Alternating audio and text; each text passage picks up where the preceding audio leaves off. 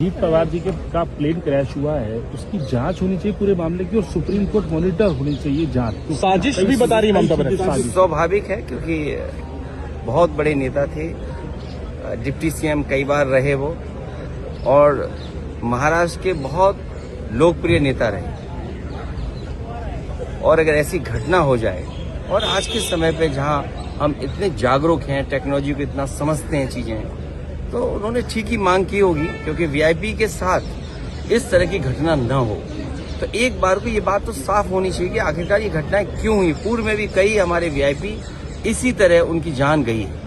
तो आखिरकार ऐसी जांच हो जिससे निष्पक्ष पता लगे कि आखिरकार घटना किस वजह से हुई। ये तो आपने एकदम ठीक कहा, इसलिए ठीक कहा कि हमारे पूजनीय शंकराचार्य, उसका अपमान किसने किया? सनातनी धर्म के सबसे ऊंचा झंडा ले जाने वाले, उनका किसने किया अपमान?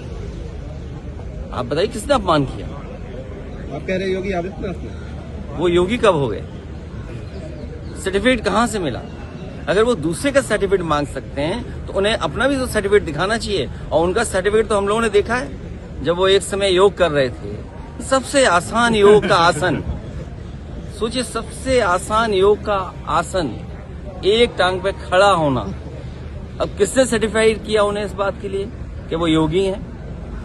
तो बात इधर उधर मत ले जाइए। दूध के उत्पादन में, धान के उत्पादन में या अन्य चीजों में हम कहां पहुंचाए गए? दुनिया में सपने दिखाए जा रहे हैं, लेकिन आय दोगुनी क्या हुई है? मंडियां क्यों नहीं बन रही हैं? मंडी पहला स्थान है जहां किसान को उसकी अपनी फसल की कीमत मिल सकती है। तो मंडियां कहां बना रहे हैं लोग? और फिर मेट्रो में दुनिया में हम पहुंच गए। हमारे मुख्य